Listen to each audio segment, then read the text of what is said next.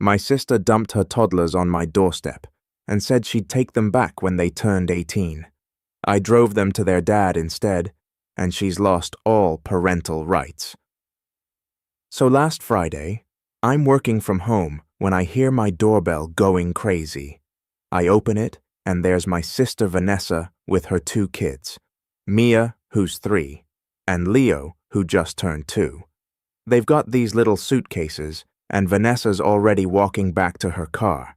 I'm like, "What's going on?"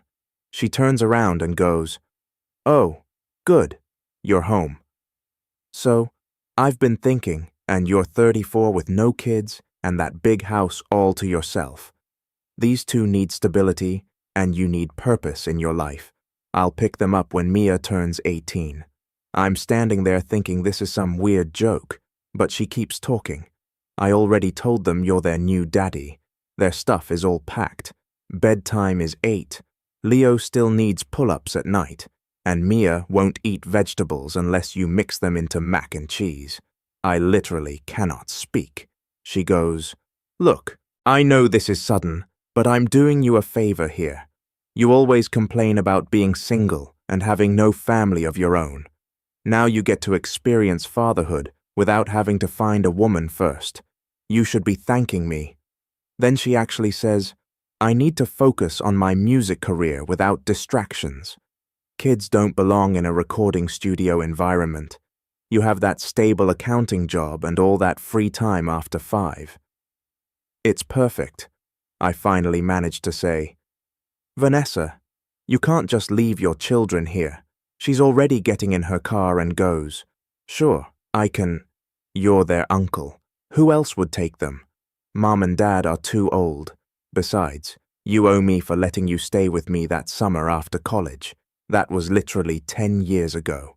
And I paid her rent." She drives off while I'm standing there with 2 crying toddlers.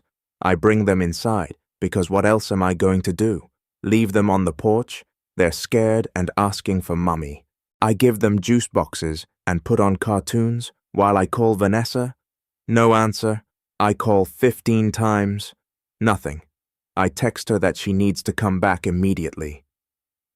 She texts back, "Stop being selfish. Those kids need you."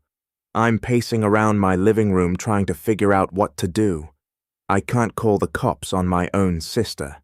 My parents live 3 states away, and my mum has health problems. The kids are now destroying my living room, and Leo has peed on my couch. That's when I get really calm and start thinking. Vanessa lives in this converted garage apartment behind her friend's house about 20 minutes away. She pays basically nothing because she supposedly helps with maintenance, but really she just plays guitar all day and posts videos nobody watches. Her husband Owen left her 6 months ago because he got tired of supporting all 3 of them while she pursued her passion. He moved back to his parents' place in Ohio. Here's what Vanessa doesn't know. Owen and I still talk. He's been telling me how she keeps begging him to come back, promising she'll change, get a real job, be responsible. He's been thinking about giving her another chance because he misses the kids. So, while Mia and Leo are eating goldfish crackers off my coffee table, I call Owen. I tell him exactly what Vanessa just did. He's quiet for a long time. Then goes, "She did what?" I explain everything. How she literally abandoned them on my doorstep to focus on her music. He's furious. He says he's been killing himself, working double shifts, thinking maybe she's finally growing up and she dumps the kids on me. Then he says something that makes me smile. "You know what? Bring them here. All their stuff. Too."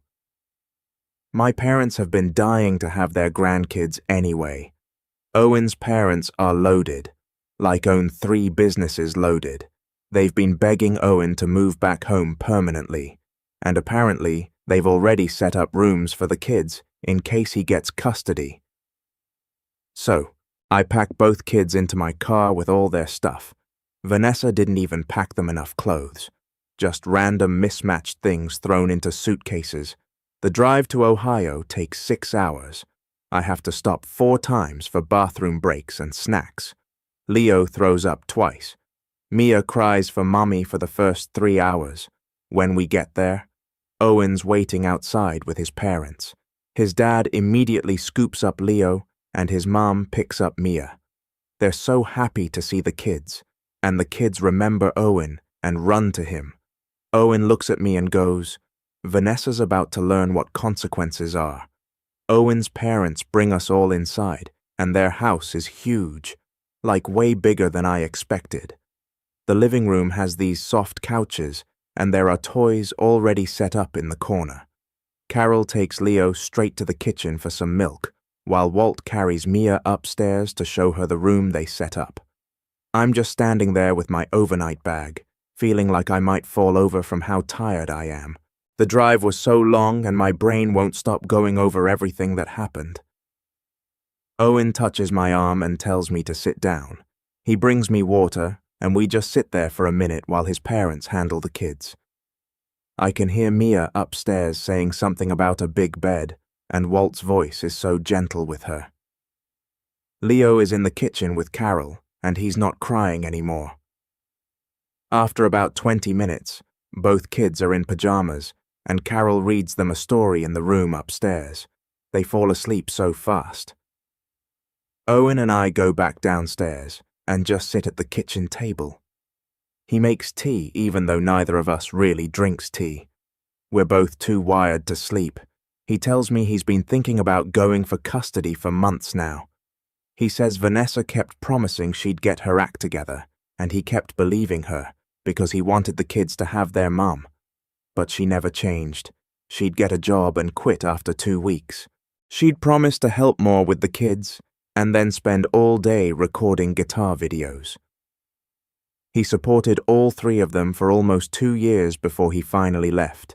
He moved back here 6 months ago, and it's been killing him being away from Mia and Leo.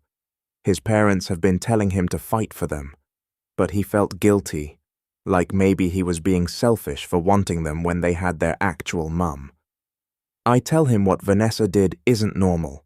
Normal parents don't dump their kids on someone's doorstep and drive away.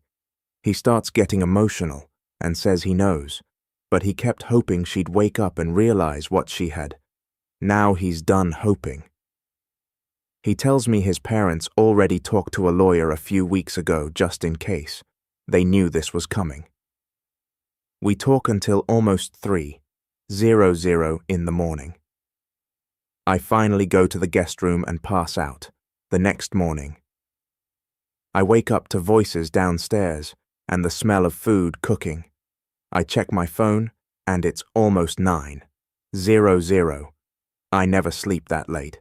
I go downstairs and Carol is making this huge breakfast.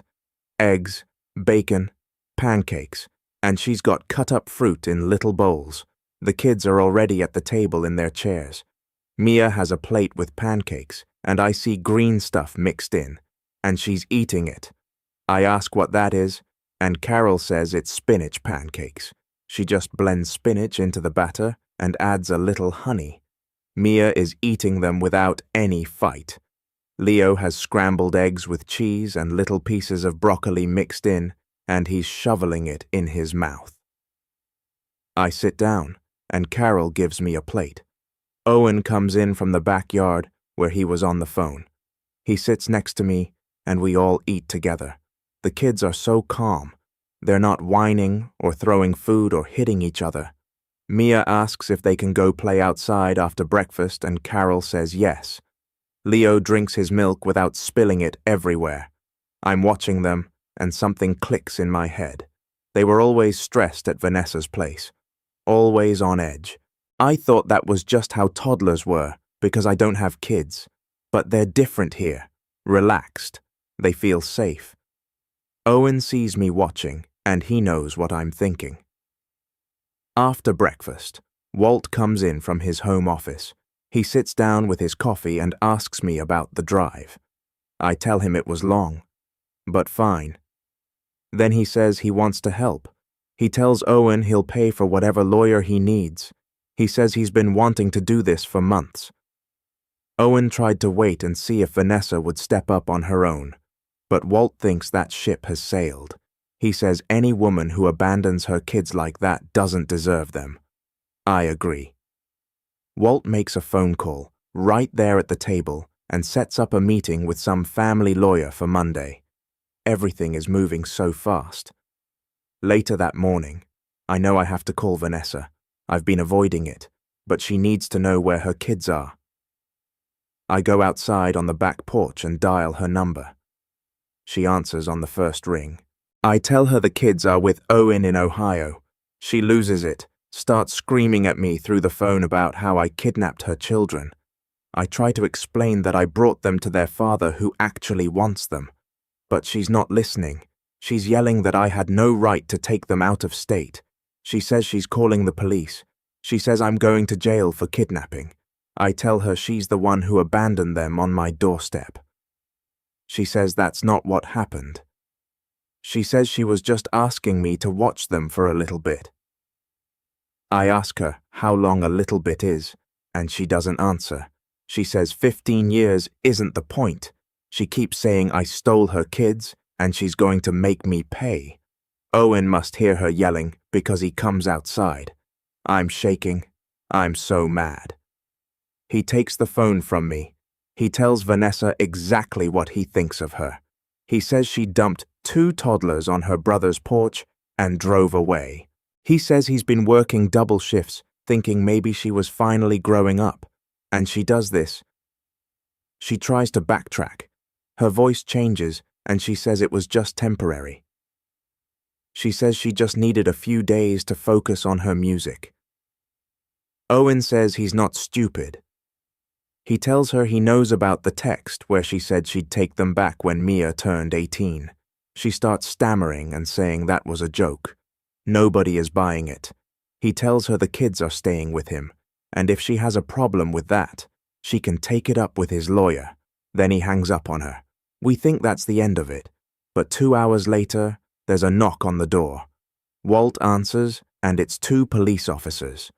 Vanessa actually called the cops. The officers ask to speak with Owen. He invites them in and explains the whole situation. He tells them about Vanessa showing up at my house Friday and leaving the kids there. He shows them the text between me and Vanessa. One officer reads the text where Vanessa says she'll pick them up when Mia turns 18. The officer looks at his partner and shakes his head. They ask where the kids are now, and Owen says they're upstairs napping. The officers say this is a civil custody matter and they can't do anything. One of them asks for Vanessa's number. He calls Vanessa right there from the living room, and I can hear Vanessa's voice getting loud on the other end. The officer tells her she should be ashamed of herself for abandoning her kids like that. He says she can't just dump her children somewhere and expect everyone to go along with it. He tells her if she wants custody, she needs to go through the courts like everyone else. Then he hangs up. The officers tell Owen to document everything and get a lawyer. They leave, and we all just stand there. Carol makes more tea. Nobody really knows what to say. Sunday goes by in a blur. The kids play in the backyard. Owen takes them to a park nearby. I help Carol with laundry, and we fold tiny shirts and pants. It feels so normal and so weird at the same time. Monday morning comes, and I have to drive back home. I have work, and I've already missed Friday. Owen hugs me at the door and thanks me for bringing them here. The kids wave goodbye from the window. The drive back is 6 hours, and I have a lot of time to think. I'm so mad at Vanessa. She put me in this horrible position. She disrupted my entire life. She scared her own children. And for what? So she could play guitar without distractions. I grip the steering wheel so hard my hands hurt. I stop for gas and coffee and just sit in the parking lot for a while. My phone has like 15 missed calls from Vanessa. I don't listen to any of the voicemails. I get home late Monday afternoon and go straight to bed. Tuesday morning. I drag myself to work. I sit at my desk with spreadsheets open on my computer, and I can't focus on any of it. The numbers blur together. My boss stops by my desk around 10:00 and asks if I'm okay. I must look terrible. I end up telling him the whole story. He just stares at me with his mouth open. He asks if I'm serious. I show him some of the texts from Vanessa. He says he's never heard of anyone doing something like that. He tells me to take the rest of the day off if I need to. But I say I'm fine. I'm not fine. I keep checking my phone for updates from Owen. Around noon, I get a text from Owen. He's taking the kids to a pediatrician because he doesn't think they've had proper checkups. I text back asking what he means.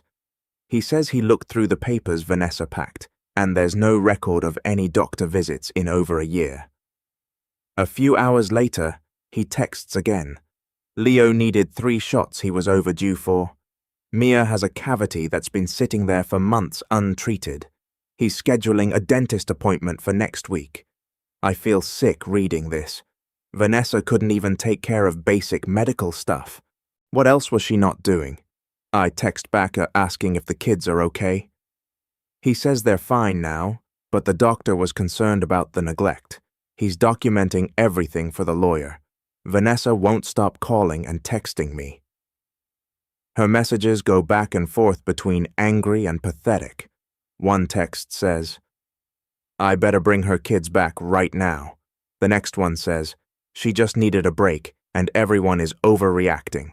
Another one says, "I ruined her life." Then one says, "She's sorry, and can I please just talk to her?" I read them all, but I stop responding. Every conversation with her just goes in circles. She never takes responsibility for anything. It's always someone else's fault. I'm done with it. I block her number Wednesday night after she calls me 17 times in a row. Owen says she's doing the same thing to him, but he blocked her days ago. His lawyer told him not to engage with her at all. Everything needs to go through legal channels now. The kids are safe. That's what matters. Vanessa made her choice when she drove away from my house. Now she gets to live with it. Thursday morning. I wake up to a text from Owen saying his parents hired a lawyer, some woman named Margot Vance, who does custody cases. I'm making coffee when Owen calls and puts me on speaker so I can hear what Margot is telling them. The lawyer talks fast and direct. She says, Vanessa can't legally just give away her parental rights like that. What she did could be considered child abandonment under Ohio law. She's already drafting paperwork for emergency temporary custody. Owen's parents are sitting right there, and I can hear Carol asking questions about timelines and what documentation they need. Margot tells them to save every text message, every missed call, every piece of evidence showing Vanessa's pattern of neglect.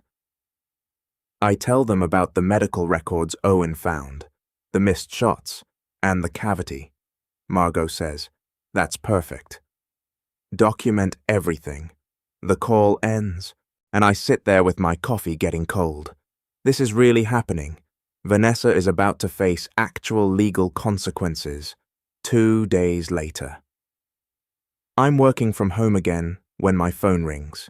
It's my mum. I almost don't answer because I know Vanessa got to her. She starts talking before I can even say hello. She's upset with me for interfering in Vanessa's life. She thinks I should have just kept the kids at my house like Vanessa wanted. She says family helps family, and I'm making everything worse by getting Owen involved. I let her talk for a minute, and then I cut her off. I explained that Vanessa didn't ask me to babysit. She literally abandoned her children on my doorstep and drove away. She told me she'd pick them up when Mia turned 18. She left them crying and scared and then blocked my calls. My mom goes quiet. I keep talking. I tell her about the medical neglect, the missed vaccines, the untreated cavity. I tell her Vanessa wasn't asking for help. She was dumping her responsibility because she wanted to focus on her music career. She doesn't say anything for a long time. Then she admits she knew Vanessa was struggling, but she didn't realize it was this bad. She thought maybe she was just overwhelmed and needed a break.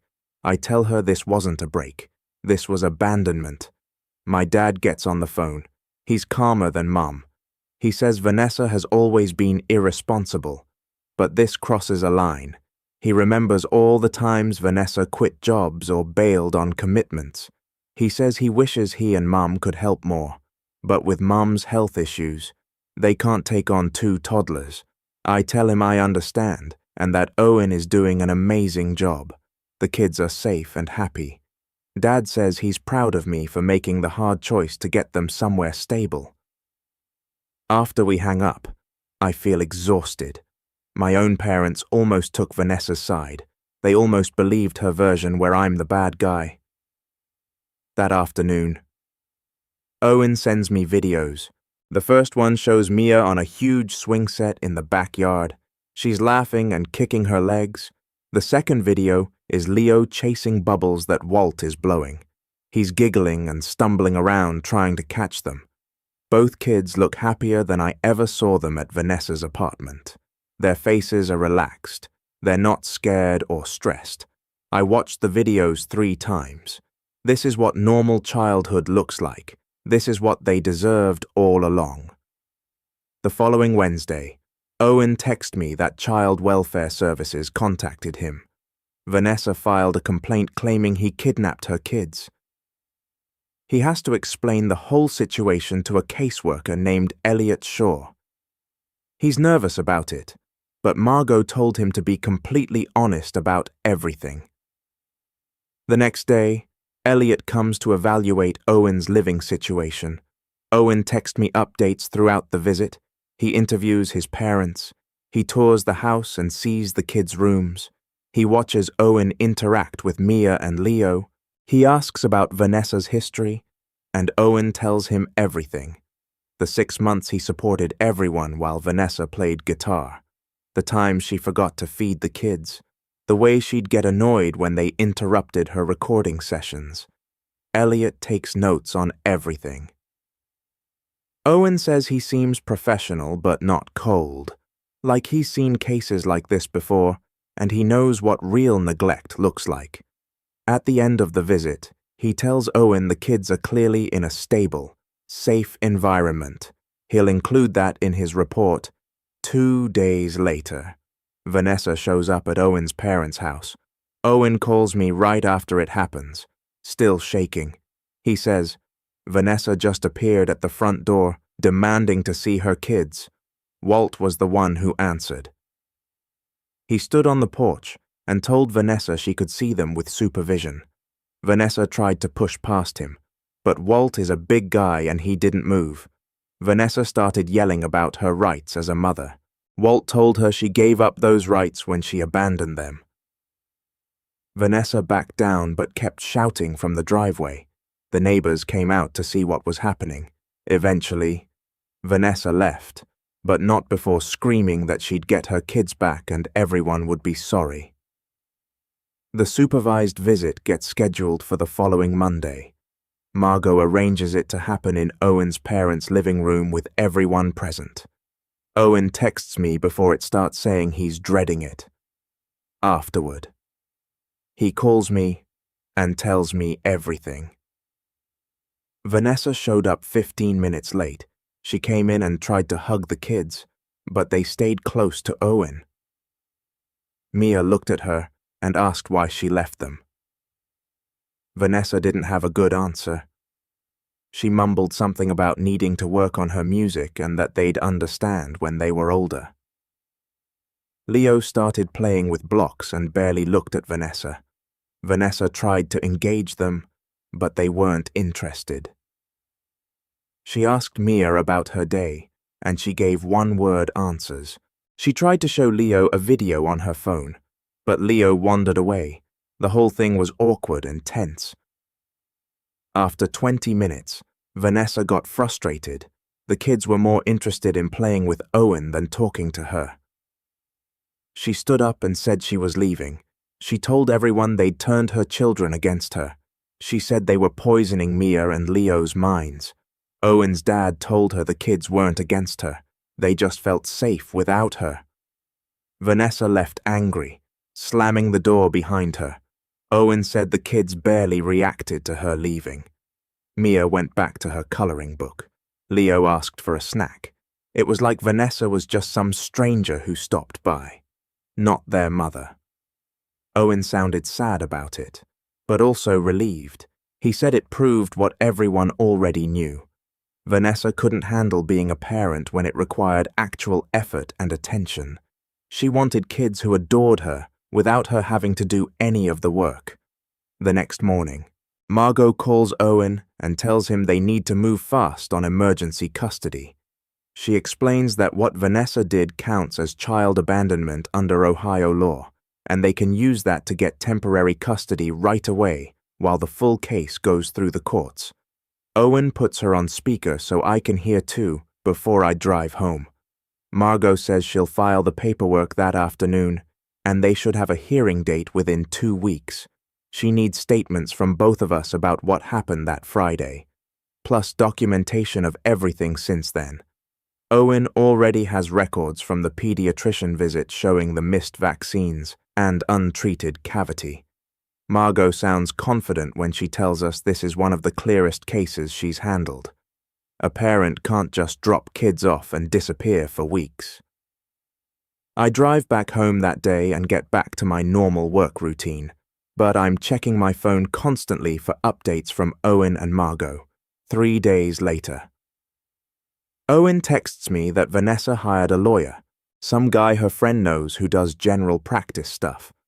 Her lawyer already sent Margot a letter claiming this whole thing is a big misunderstanding. According to him, Vanessa was just asking her brother for temporary help with childcare, and everyone overreacted. The letter says, Vanessa never intended to abandon her children, and she's been trying to work out a reasonable arrangement. I actually laugh when Owen sends me a photo of the letter. Vanessa told me she'd picked them up when Mia turned 18. That's not asking for help with childcare. That's dumping your kids and walking away. Margot responds to Vanessa's lawyer with copies of my texts from that day, screenshots of Vanessa's message telling me to stop being selfish, and a detailed timeline of everything that happened. She also includes the pediatrician's report and statements from Owen about the 6 months he supported everyone while Vanessa played guitar. Vanessa's lawyer goes quiet after that, a week after I got back home. Elliot calls me to set up a time for my official statement. He comes to my house on a Tuesday evening after work and sits at my kitchen table with a recorder and a notepad. He asks me to describe exactly what happened that Friday, starting from when I heard the doorbell.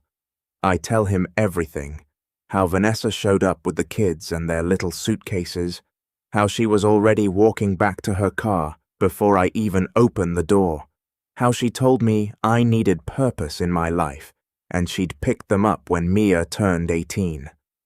Elliot doesn't interrupt, just takes notes and nods. I describe how Vanessa said kids don't belong in a recording studio environment and she needed to focus on her music career, how she brought up me staying with her 10 years ago like I owed her, how she drove away while her kids were crying on my porch. Elliot's expression gets more serious as I talk. He asks specific questions about what Vanessa said, word for word. He asks if Vanessa seemed impaired or having a mental health crisis. I tell him no. Vanessa seemed completely normal, just selfish. She was calm about leaving her kids, like she'd made a decision and expected everyone to go along with it. Elliot asks about my relationship with Vanessa before this happened. I explain that we were never super close, but we got along okay. I saw her and the kids maybe once a month. I knew Owen had left her, but I didn't know things were this bad. The whole statement takes about 90 minutes. At the end, Elliot tells me this will be part of the evidence for the custody case. He says my account matches everything Owen told him and all the documentation they have. 2 weeks after Margot filed the paperwork, the emergency custody hearing happens. I take 2 days off work and drive back to Ohio. The hearing is in family court on a Thursday morning. Owen is nervous and his parents are there supporting him. Margot meets us outside the courtroom and goes over what will happen. The judge will hear from both sides and look at the evidence, then decide on temporary custody until the full case can be heard. Vanessa shows up 15 minutes late with her lawyer. She's wearing jeans and a wrinkled flannel shirt. Her lawyer looks annoyed that she's late. We all go into the courtroom and it's smaller than I expected. Just the judge's bench, a table for each side, and a few rows of seats. The judge is a man, probably in his 50s, who looks tired. Margot presents our case first. She walks the judge through everything that happened, starting with Vanessa showing up at my door. She enters my statement as evidence along with the text messages and photos of the kids' suitcases. She presents the pediatrician's report showing medical neglect. She has Owen's account of the 6 months he supported the family. She has Elliot's evaluation report showing the kids are in a safe, stable environment now. Vanessa's lawyer tries to argue that Vanessa was overwhelmed and made a poor decision in a moment of stress. He claims Vanessa immediately regretted it and has been trying to work out an arrangement. Margot asks why Vanessa didn't come back for her kids that same day if she regretted it, why she didn't respond to my 15 phone calls, why she texted me to stop being selfish instead of coming to get her children. Vanessa's lawyer doesn't have good answers. Then I have to testify. Margot asks me to describe what happened, and I tell the judge the same thing I told Elliot. The judge asks me directly if Vanessa said she would pick the kids up when Mia turned 18. I say yes. Those were her exact words. He asks if she seemed to be joking or exaggerating. I say no. She was completely serious. She had their stuff packed and she drove away. The judge looks at Vanessa and asks if she wants to testify. Her lawyer advises her not to, but Vanessa insists. She gets up there and immediately starts making excuses. She talks about the stress of being a single parent and trying to build her music career. She says she thought her brother would be happy to help out since he's always complaining about being lonely. The judge cuts her off and asks if she told me I needed purpose in my life. Vanessa admits she said something like that. He asks if she told me she'd pick up her kids when Mia turned 18. Vanessa tries to claim she was being dramatic and didn't mean it literally. The judge doesn't look convinced. He asks why she didn't come back that same day. Vanessa says she thought I would call her when I calmed down and we could talk reasonably. The judge asks why she didn't answer my 15 phone calls. Vanessa doesn't have an answer for that. The whole hearing takes about 2 hours. At the end, the judge says he's granting Owen temporary custody immediately. He says Vanessa's actions constitute child abandonment, and the children's welfare requires them to remain in their current stable environment. Vanessa sits there looking shocked, like she genuinely didn't think there would be consequences. Her lawyer tries to argue for immediate visitation rights. The judge shuts that down fast. He orders supervised visits only until a full evaluation is done. He wants reports from the court monitor about Vanessa's interactions with the kids. He sets a date for the full custody hearing 3 months out. Vanessa's face goes red and she starts to stand up, but her lawyer pulls her back down. After the judge leaves, Vanessa corners me in the parking lot. She's furious and asking why I'm doing this to her. I tell her, I'm not doing anything. She did this to herself when she dumped her kids and drove away. She says, I'm ruining her life over one mistake. I tell her, abandoning your children isn't a mistake, it's a choice. She starts yelling that I'm a terrible brother and I've always been jealous of her. Owen's dad, Walt, steps between us and tells Vanessa to leave. Vanessa storms off to her car, still yelling. I'm shaking, but also relieved it's over. My relationship with Vanessa is completely destroyed after that. She sends me angry texts all weekend, calling me a traitor. She says I ruined her life and turned everyone against her. She says I'll regret this when she gets her kids back and cuts me out of their lives forever. I read the first few messages and then block her number. I'm done with her manipulation and blame shifting. She had chance after chance to be a decent mother, and she chose her music career every single time. 3 weeks after the custody hearing. Owen calls me one evening sounding emotional. He tells me the kids are starting to call him Papa. It happened naturally. Mia said it first when Owen was putting her to bed, and then Leo copied her the next morning. Owen got choked up when he told me. He says his parents are amazing grandparents. They take the kids to the park every afternoon when the weather is nice. They read bedtime stories every single night. They've set up a playroom in one of the spare bedrooms with toys and books and art supplies. The kids have a routine now with regular meal times and bedtimes. They're not scared or anxious anymore. I visit Ohio again 4 weeks after the custody hearing. I'm amazed at how much Mia and Leo have changed. They're calmer and sleeping through the night. Mia doesn't cry for Vanessa anymore. Leo is talking more and using full sentences. Owen enrolled them in a really good daycare program, and Mia's teacher tells Owen she's thriving. She's making friends and learning her letters and numbers. The teacher says she's never seen a child adjust so well to a new environment. Leo is doing great too, playing with other kids and following directions. When I'm there that weekend, the kids are happy and relaxed. They show me their rooms and their toys. Mia draws me a picture of her family, and it's Owen, her grandparents, and Leo. Vanessa isn't in it. Meanwhile, Vanessa's supervised visits aren't going well. Owen tells me the court monitor has been sending reports to the judge. Vanessa showed up 30 minutes late to the first visit. She spent most of the second visit on her phone, scrolling through social media. At the third visit, she got irritated when Leo didn't want to sit on her lap. The monitor noted that Vanessa seems more interested in the kids performing affection than actually connecting with them. She asks them if they miss her and gets upset when they don't say yes. She tries to get them to say they want to come home, but they just stare at her. Mia told the monitor that she likes living with Papa Owen now. Vanessa got mad and said Owen isn't their real parent. Mia started crying and the visit had to end early. The court monitor wrote in her report that Vanessa shows poor emotional regulation and doesn't prioritize the children's comfort over her own needs. A week later, Elliot finishes his full evaluation and sends his report to the court. Owen forwards me a copy, and I read through all 15 pages in one sitting. It's brutal.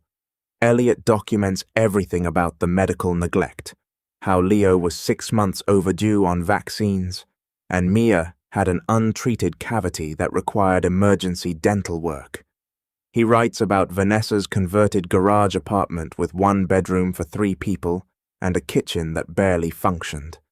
He includes notes from the supervised visits showing Vanessa's complete lack of parenting skills, how she doesn't know what foods her kids like or what their bedtime routine should be.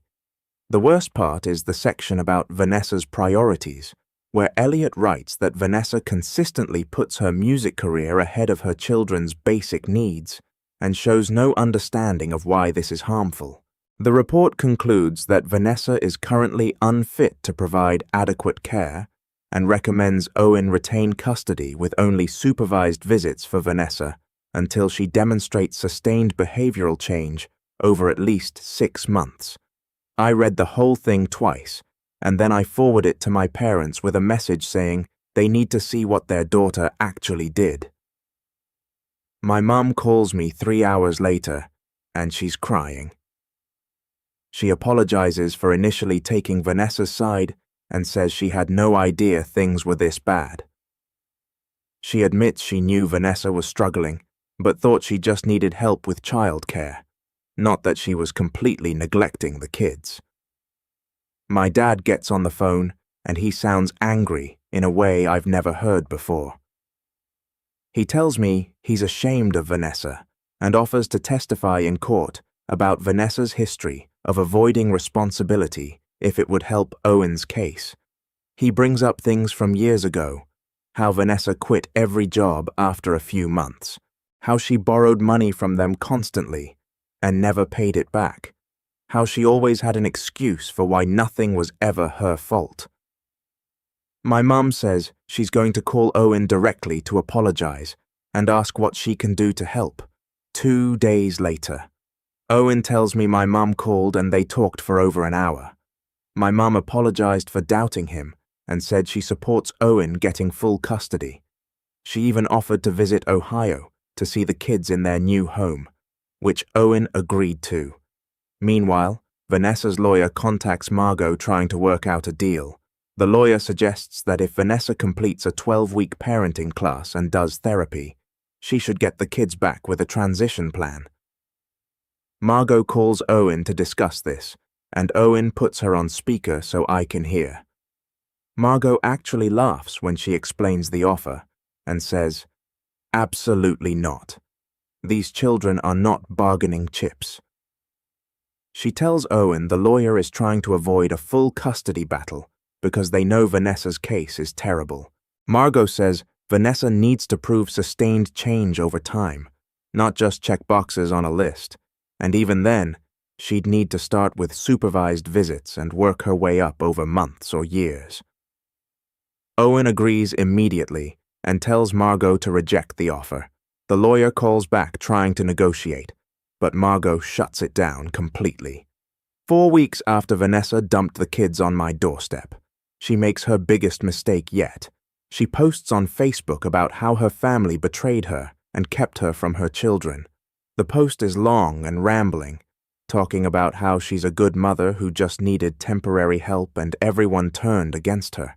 She writes that I kidnapped her kids and took them to another state, that Owen is poisoning them against her, that her parents won't even answer her calls. She says she's being denied her rights as a mother and asks for support. Within an hour, several of her friends comment with supportive messages about how awful we all are. Then Owen sees the post.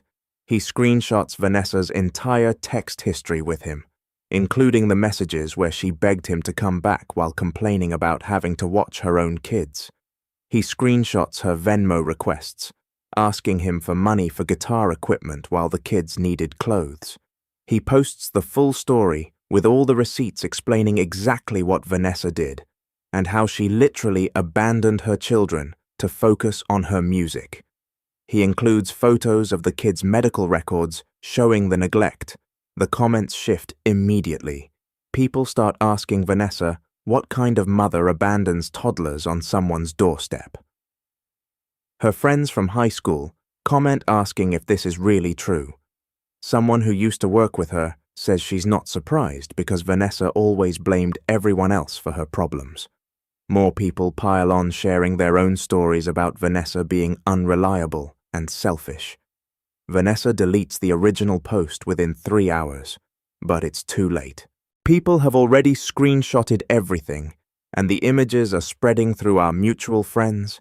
I start getting messages on Facebook from people I went to high school with.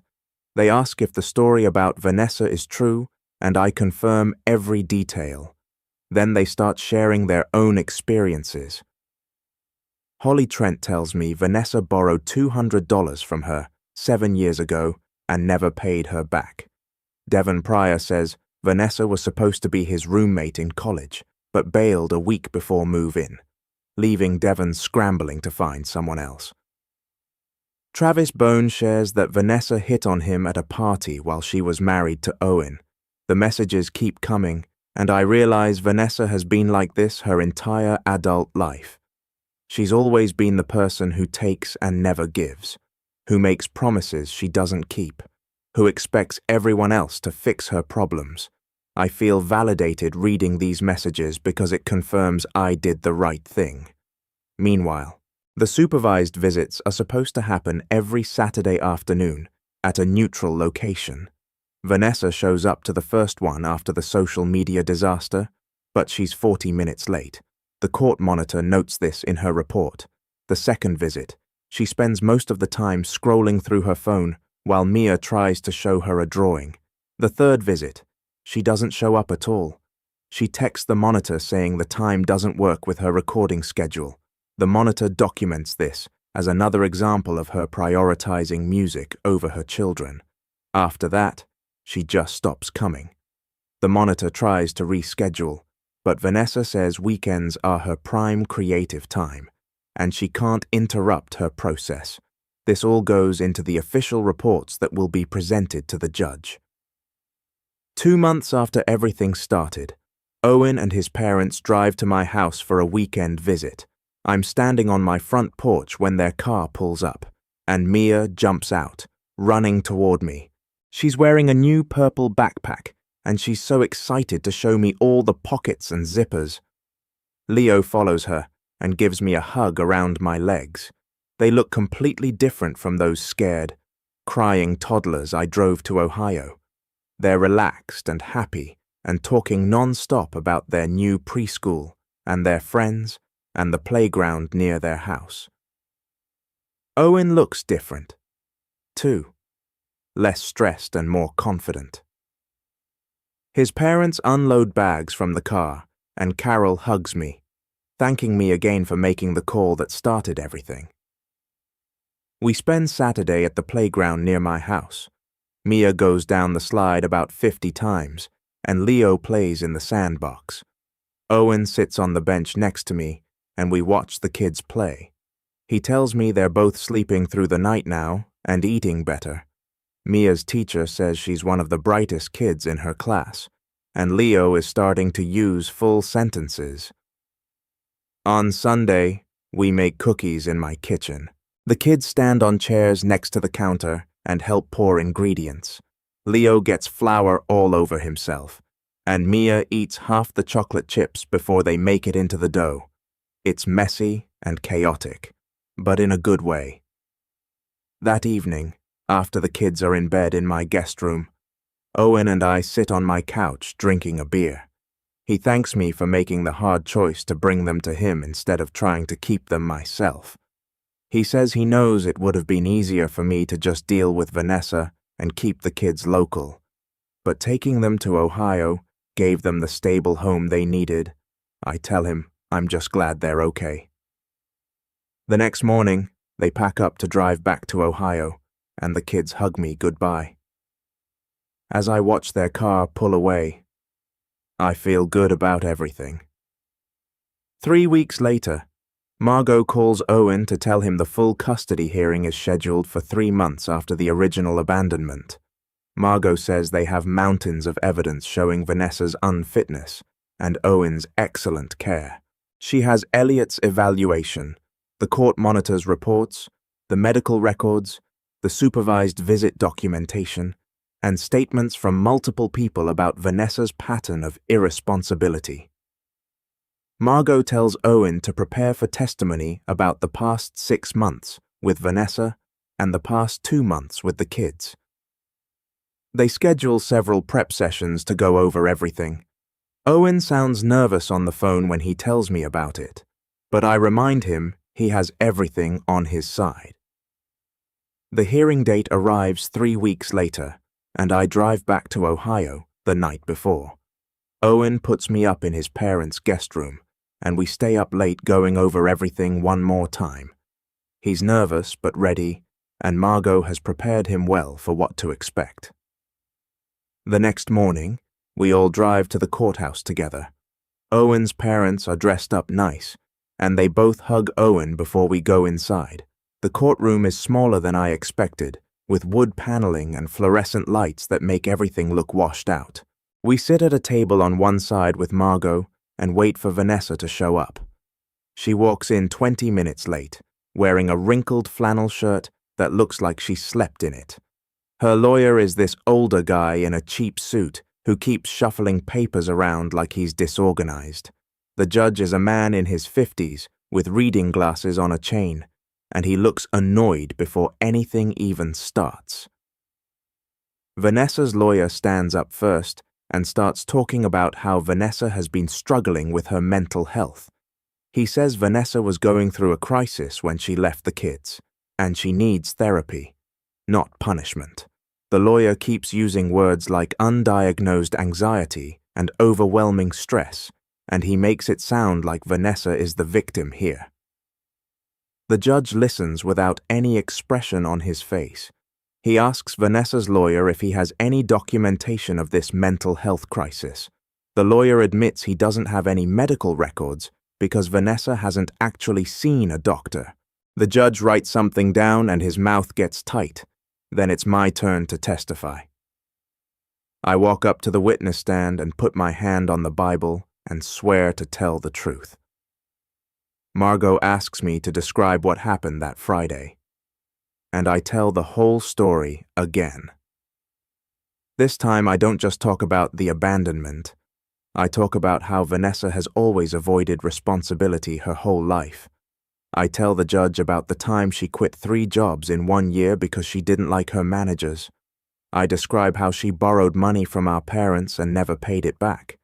I explain how she's been trying to be a musician for 10 years, but she's never actually finished recording an album or played a real paid gig. The judge starts asking me questions directly. He wants to know about Vanessa's employment history, and I have to admit, I don't think she's had a steady job in at least 2 years. He asks about financial support for the kids, and I tell him Owen was paying for everything when they were together. He asks if Vanessa ever took the kids to doctor appointments, and I say, I don't think so, based on what Owen told me. Vanessa is sitting at her table getting red in the face while I talk. Her lawyer objects a few times, but the judge overrules him. When I'm done testifying, I go back to sit with Owen, and he squeezes my hand. Then Owen takes the stand. He looks scared, but he keeps his voice steady. Margot asks him about the 6 months before he left Vanessa, and Owen describes it all in detail. He talks about working double shifts at the warehouse while Vanessa stayed home supposedly watching the kids. He explains how he'd come home at midnight after being on his feet for 10 hours and find the kids still awake because Vanessa was in the garage recording videos. He tells the judge about finding Mia and Leo in dirty diapers because Vanessa got too focused on mixing her guitar tracks. He describes the morning he found an empty fridge because Vanessa spent the grocery money on a new microphone. Owen starts getting choked up when he talks about Leo asking why Mommy doesn't play with them anymore. The judge hands him a tissue box and tells him to take his time. Owen pulls himself together and keeps going. He tells the judge about Vanessa's 30 followers on her music channel. He explains how she'd spend hours editing videos that got maybe 5 views. He describes begging her to get a real job and her saying he didn't believe in her dreams. By the time Owen is done testifying, Vanessa looks like she wants to disappear. The judge calls a 10-minute recess and we all go out into the hallway. Owen's mom hugs him and tells him he did great. Then the pediatrician testifies. She's a young doctor with her hair in a bun, and she has Leo and Mia's medical records with her. She points out all the missed vaccine appointments. She shows the judge photos of Mia's untreated cavity that got so bad it needed emergency dental work. She explains that Leo was underweight for his age when Owen first brought him in. The judge asks if this level of medical neglect is common, and the pediatrician says no. Most parents are much more attentive. After her comes the daycare director from Vanessa's area. She's an older woman who looks tired and she doesn't hold back. She testifies that Vanessa was frequently late for pickup, sometimes by hours. She describes the time she forgot to pick up Leo completely, and they had to call the emergency contact at 10:00 at night. She tells the judge about the days Vanessa would drop the kids off without their lunch or extra clothes. She says the staff started keeping spare supplies just for Mia and Leo because Vanessa was so unreliable. Vanessa's lawyer tries to cross-examine her, but she just repeats the same facts. Then Vanessa has to testify. She walks up to the stand looking defensive and her lawyer asks her softball questions. Vanessa starts talking about how hard it is to be a single mom. She blames Owen for leaving her when she needed support. She says her brother overreacted by taking the kids to Ohio. She claims she only meant for them to stay with me for a few days while she got her head together. The judge interrupts her and asks directly why she told me she'd pick them up when Mia turned 18. Vanessa stammers and says she was joking. The judge asks if she thinks abandoning toddlers is funny. Vanessa starts backtracking and saying she was stressed and didn't mean it that way. The judge asks about her employment and Vanessa admits she doesn't have a regular job right now. He asks how she's supporting herself, and she says she does odd jobs and gets help from friends. He asks about the music career, and Vanessa gets animated talking about her vision and her sound. The judge lets her go on for a minute, then cuts her off. He asks how many paid gigs she's had in the last year. Vanessa says none, but she's building her online presence. He asks how much money she's made from her music. Vanessa admits it's zero. The judge asks how she planned to support 2 children with no income. Vanessa starts saying that's why she needed them to stay with her brother who has a good job. The judge tells her that's not how parenting works. Vanessa gets frustrated and starts saying everyone is against her. She says Owen poisoned the kids against her. She blames me for interfering. She says her parents never supported her dreams. The judge tells her to stop blaming everyone else and take responsibility for her own actions. Vanessa keeps arguing, and the judge warns her he'll hold her in contempt if she doesn't calm down. Vanessa finally shuts up, but she's breathing hard and glaring at everyone. The judge calls another recess, and this one lasts 30 minutes. We sit in the hallway, and nobody talks much. Owen's dad gets us all coffee from a vending machine. When we go back in, the judge has clearly made his decision. He goes through everything point by point. He talks about the abandonment and Vanessa's lack of employment. He mentions the medical neglect and the daycare incidents. He discusses Vanessa's inability to take responsibility and her focus on music over her children. Then he announces his ruling. Owen gets full legal and physical custody of both kids. Vanessa can have supervised visitation, but only if she completes parenting classes and maintains steady employment for 6 months. The judge makes it clear that supervise means a professional monitor, not just a family member. He sets up a schedule for Vanessa to prove she's making changes before she can even request more access, before the judge even finishes reading the order. Vanessa stands up and storms toward the door. Her lawyer tries to stop her, but Vanessa shoves past and leaves the courtroom. Her lawyer apologizes to the judge and says his client is having trouble accepting the consequences of her choices. The judge looks unimpressed and tells the lawyer to get his client under control. Then he signs the custody order and hands it to Margot. Owen starts getting emotional the second it's official. His parents are hugging him, and Carol is crying, too. Walt shakes Margot's hand and thanks her. Margot tells Owen this was one of the clearest custody cases she's ever handled. She says Vanessa made it easy by being exactly who everyone said she was. We all go out for lunch after, and Owen can barely eat because he's so relieved. 4 months after Vanessa dumped the kids on my doorstep.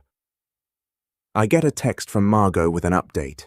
Vanessa completed exactly 1 parenting class out of the 12 she was supposed to finish.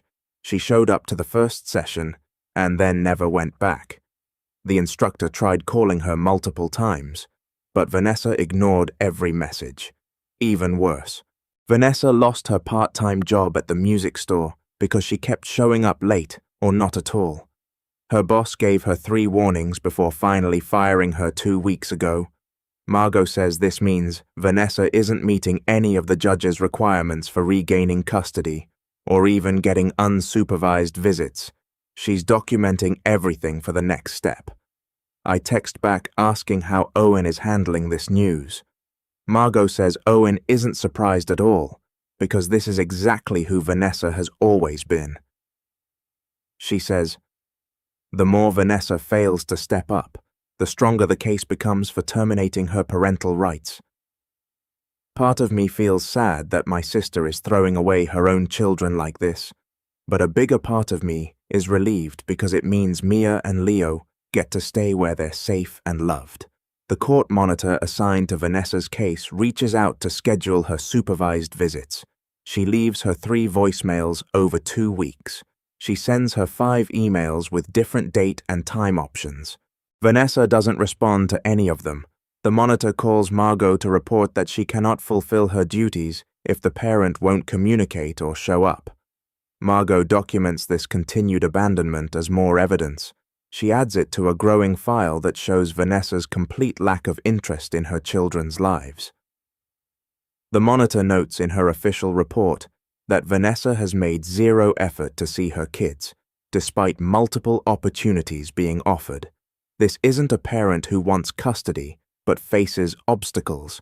This is a parent who walked away and never looked back. Margot tells me this kind of documentation makes a rights termination case much easier because it proves the parent has voluntarily abandoned their rights. She says judges take this very seriously, especially when young children are involved. I start driving to Ohio once a month to visit, the first Saturday of every month. I make the 6-hour drive and spend the weekend with Owen and the kids. Mia and Leo get so excited when I arrive. They run to the door yelling that Uncle is here and jump up and down until I pick them both up.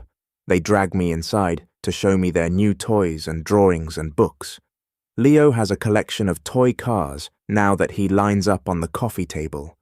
Mia draws pictures of their family with stick figures labeled Papa, Grandma, Grandpa, Leo, and Uncle. I'm always included in her drawings, and it makes me feel something I can't really describe. We go to the park, and I push them on the swings.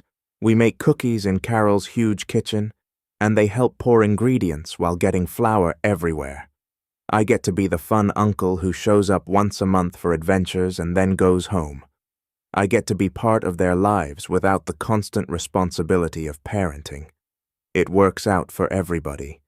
5 months after everything started, Owen enrolls the kids in an excellent preschool program near his parents' house. The school has a great reputation and a waiting list. But Walt knows someone on the board and pulled some strings to get them in. Mia goes 5 mornings a week, and Leo goes 3 mornings. Owen sends me pictures of their first day with little backpacks and new shoes. 2 weeks later, he calls to tell me how well they're doing. Mia is already learning to read simple words and can write her whole name. Leo is working on colors and shapes and can count to 10. Their teachers say both kids are bright and engaged, always participating in asking questions. The teachers also mention how well adjusted they seem, which surprises them given the recent upheaval in their lives. Owen tells the teachers about the stable home environment and all the support from his parents. The preschool director comments that you can tell when kids feel secure, and Mia and Leo clearly feel safe and loved. Owen takes them back to the pediatrician for a follow-up. Around the same time, the doctor is happy with how much progress they've made. Leo is finally caught up on all his vaccines, and he's gained weight and is right where he should be for his age.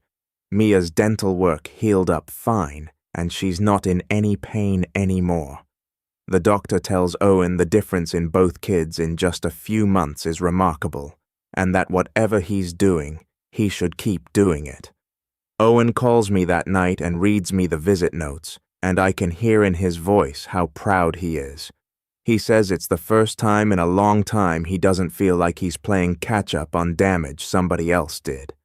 He's got a calendar on the fridge now with every appointment and every preschool event written on it in marker. He's the kind of parent who shows up early and reads the forms and asks the teachers questions. The exact opposite of what these kids had before. Carol tells me privately that Owen has become a completely different man since the kids came home. Lighter somehow, like he finally has his life back. My parents finally meet Owen's parents at one of my monthly visits. I coordinate the whole thing, making sure everyone comes to Ohio on the same weekend. My mom is nervous about meeting Walt and Carol because she knows they're wealthy, and she feels bad that her own daughter caused this whole mess. But the second they all sit down together in the living room, the tension disappears. Carol brings out coffee and homemade cookies. Walt asks my dad about his work, and they discover they both love fishing. My mom watches Mia and Leo play, and her eyes get teary. She tells Walt and Carol that she's so grateful they're giving her grandchildren the stability they need. She apologizes for Vanessa's behavior, even though it's not her fault. Carol reaches over and squeezes my mom's hand, telling her that the kids are loved and that's all that matters. Walt says they're happy to be grandparents, and that family is what you make it. My dad nods and says Vanessa made her choice when she drove away that day. Everyone agrees the kids are better off now. By the end of the visit, my parents and Owen's parents exchange phone numbers and promise to stay in touch. Meanwhile, the messages from old friends keep trickling in after the Facebook situation. A woman who used to be in a band with Vanessa says she dropped out the night before a paid show and left them scrambling for a fill-in. Someone else says Vanessa crashed on their couch for a month, claiming she was between places, ate all their food, and left without so much as a thank you. Another guy says she borrowed his car for a weekend and brought it back with a dented bumper and an empty tank, then denied the dent was even there. Each story is the same person over and over, the one who takes and never gives back, the one who always has a reason why none of it is her fault. I screenshot a few of them and send them to Owen, who forwards them to Margot for the file. Margot says character is exactly what these cases come down to, and Vanessa has spent her whole life building a record without realizing it. The next time I visit, Mia is showing me her room, and she points to a photo on her dresser and says it's from their old house, then immediately starts telling me about the new swing set in the backyard. No sadness, no questions about when they're going back, just a simple fact that they used to live somewhere else, and now they live here. Leo doesn't mention Vanessa at all anymore. He calls Owen Papa and runs to Walt when he wants to play trucks. The kids are just kids now, not scared toddlers asking for mommy. I watch them at dinner laughing at something Carol said and fighting over who gets the last role completely secure in their world. Owen tells me he's been thinking about making it permanent, about going to court to terminate Vanessa's rights, so nobody can ever rip these kids out of this house again. He says he's been waiting to see if she'd show even the smallest sign of stepping up, and she's given him nothing. I tell him I think it's time, 5 months in. Vanessa surfaces briefly with a text to Owen asking for money. The text says she's about to get a big break with her music and just needs some cash to cover studio time for recording her demo. She promises to pay him back as soon as her career takes off. She doesn't ask about the kids. She doesn't ask how they're doing or if they need anything. The entire message is about her and her music and what she needs. Owen shows me the text, and I can see the anger in his eyes. He blocks her number immediately without responding. Then he forwards the screenshot to Margot. Margot adds it to the file as further evidence of Vanessa's priorities. She points out to the court that Vanessa has made no effort to see her children in 5 months, but has no problem reaching out when she wants money. This kind of behavior makes it very clear where Vanessa's focus lies, and it's not on being a mother. Margot says this text might actually help the case more than hurt it, because it shows Vanessa's true character so clearly. Owen starts the formal process to terminate Vanessa's parental rights with Margot's help. They file the paperwork based on abandonment. The petition includes all the documentation Margot has been collecting: Vanessa's failure to complete parenting classes, her refusal to respond to the court monitor, her lack of employment, her complete absence from the kids' lives, the medical neglect before she abandoned them. Every piece of evidence builds a clear picture of a woman who chose her own wants over her children's needs. Owen has to fill out pages of forms about his income, his living situation, his support system, his plans for the kids' future. Walt and Carol provide financial statements showing they can help support the children. Character references come from the pediatrician, the preschool teachers, neighbors, and family friends. Everyone agrees this is what's best for Mia and Leo. The kids are thriving in Owen's care with his parents' support. Vanessa has shown no genuine effort to be a parent and has actually gone out of her way to avoid her responsibilities. Margot tells Owen the case is as strong as any she's seen. The termination hearing gets scheduled for 2 weeks out. Margot serves Vanessa with the paperwork at her garage apartment. And for the first time in months, Vanessa actually responds. She calls Owen screaming that he can't take her kids away forever, that she's their mother, and nothing can change that. Owen doesn't argue with her. He just tells her she should have thought about that before she dropped them on a doorstep and drove off. Then he blocks her again. Margot tells us Vanessa hired a new lawyer for the termination hearing. A public defender type who tells her she needs to show up and prove she's been making changes. The problem is, she hasn't made any. The morning of the termination hearing, I drive back to Ohio for the last time. Owen is quiet in the car on the way to the courthouse. His parents follow behind us. We get there early and wait in the same small courtroom with the wood paneling. Vanessa shows up on time for once in a blazer she clearly bought for the occasion, with her hair done and makeup on. It's the most put together I've seen her in years. Her new lawyer sits next to her, looking like he already knows how this is going to go. The same judge from the custody hearing is presiding, the man in his 50s with the glasses on the chain. Margot lays it all out one more time. The abandonment, the 18 years comment, the missed parenting classes, 11 out of 12 never completed, the job she lost, the supervised visits she stopped attending, the voicemails and emails from the monitor she ignored for months, the money text where she asked Owen for cash for studio time and never once asked about her own children, the medical neglect, the missed vaccines, the cavity that needed emergency surgery. She enters the whole file page after page.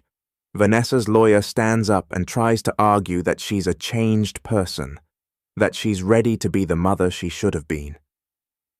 The judge asks him one question. He asks how many of the court-ordered parenting classes she completed. The lawyer says 1. The judge asks how many supervised visits she attended in the last 3 months. The lawyer admits none. The judge takes off his glasses and sets them down. He looks directly at Vanessa and asks her if she has anything to say. Vanessa stands up and starts crying and says she made mistakes, but she loves her kids and she deserves another chance. The judge asks her where she's been for the last 5 months. She doesn't have an answer. He asks her what her daughter's favorite food is. She doesn't know. He asks when her son's birthday is. She gets the month wrong. The courtroom goes completely silent. The judge puts his glasses back on. He says he's seen a lot of cases, but rarely one where a parent has so thoroughly and deliberately removed themselves from their children's lives.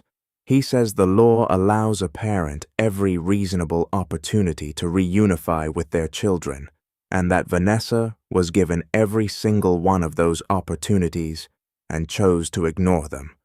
He says her absence speaks louder than anything she could say today. Then he grants the petition. He terminates Vanessa's parental rights to both Mia and Leo, effective immediately, and clears the way for Owen to have sole and permanent legal custody. He says the children deserve permanency and stability, and they have found both. Vanessa makes this sound I've never heard before, like all the air left her at once.